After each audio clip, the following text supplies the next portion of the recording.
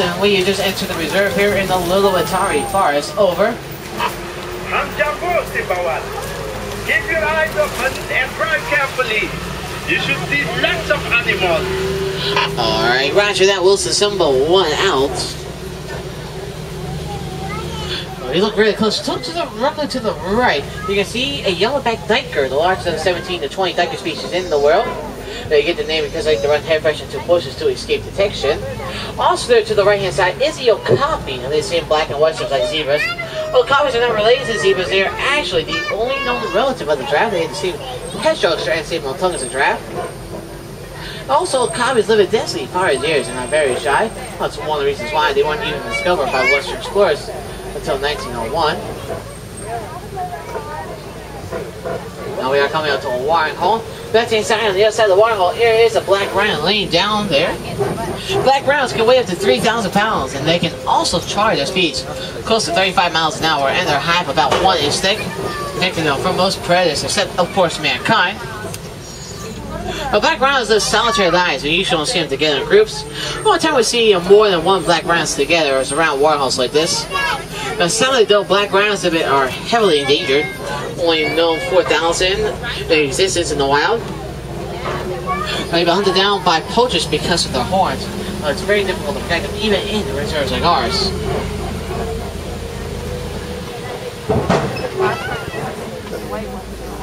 Now, coming to the right is a saddle-billed stork.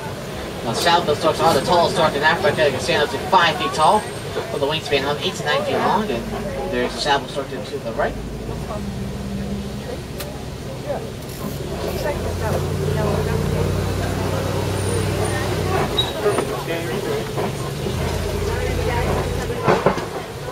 And folks, we're going to continue on to the reserve. We'll look to your left. Greater kudu all the way back there on the left hand side. Second largest antelope in Africa. The adult males can weigh up to 750 pounds. Right now, we're going to make our way to the South River. Good place to go to try to find an island with the continents.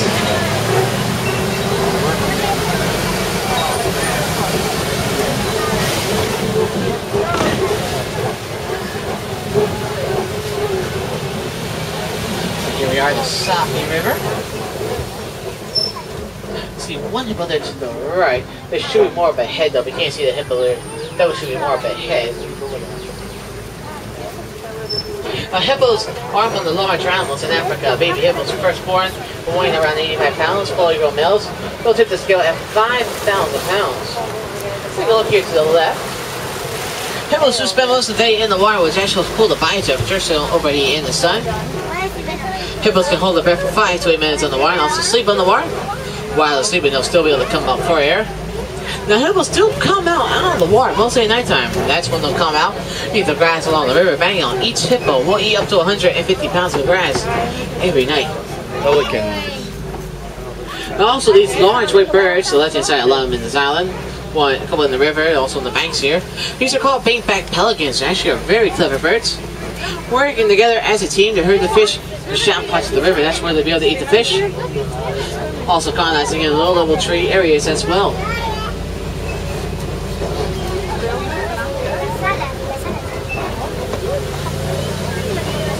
Folks are making way to the Serengeti grassland. When they get there, we have to make our way across this bridge. Please stay fully seated, folks, as we go across the bridge. Underneath us in this river is long Nile crocodiles in here. Very, very dangerous animals. So for your safety and the safety of other guests and small children, please stay seated, folks.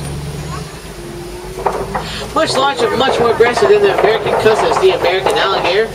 Nile crocodiles grow to 18 to 20 feet long with a jaw pressure of 1,200 pounds for strength, easy enough power to crush the bone of its prey.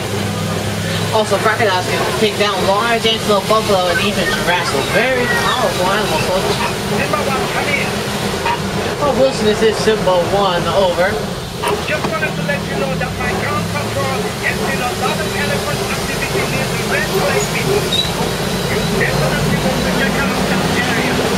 Alright, roger that, Wilson. Now come here. Floors right into the baobab tree, this upside down looking tree.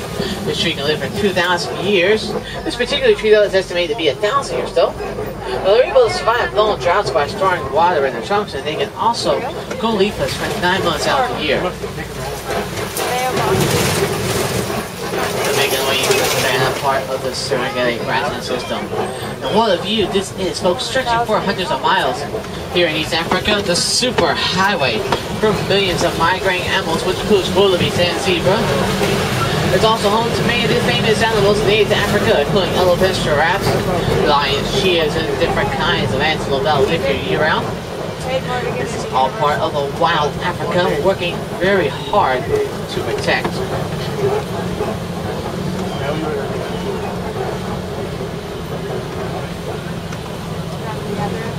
We're going to the left-hand side, the stable antlers, the official level of the Harambe Wildlife Reserve. Horns of the stable antlers grow up to 60 inches long, and they'll use those horns as a sport called sparring. You'll see them in just a moment. We're just going to get out of the way of these bushes. There'll be a little opening. Right here to the left. Here's the stable antelopes.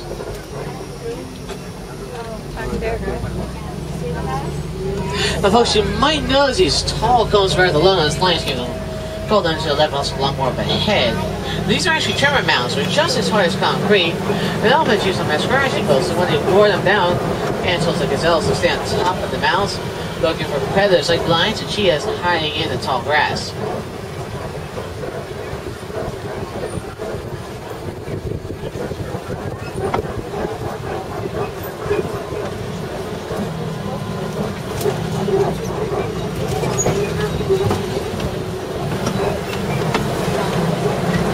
Look out for some animals. Now up ahead, you will be seeing some white-bearded wildebeest. Wildebeest are the largest migrating animal in the world. Over 1.5 million wildebeest migrate through the savannah in search of fresh green grass for them to eat. But the migration period for the wildebeest never ends. It's pretty much a lifelong journey for them.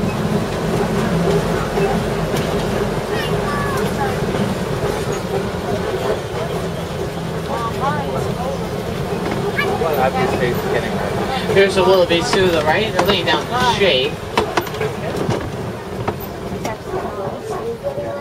Your face.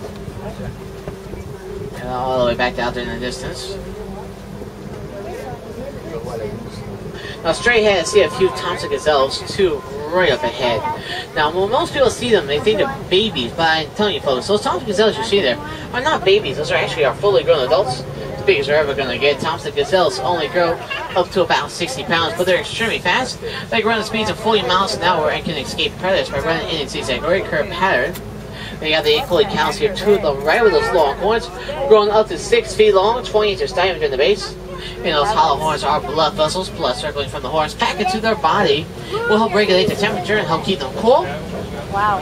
Also known as the Watusi cow, named after the first people that domesticated them, the Watusi tribe. Here to the left-hand side, a couple of reticulated giraffes. Get this name reticulated from the Latin word reticulatum, which means net. Notice by the net pattern spots they have along the body. Now, no two reticulated giraffes have the same patterns. Well, it's like their own version of fingerprints.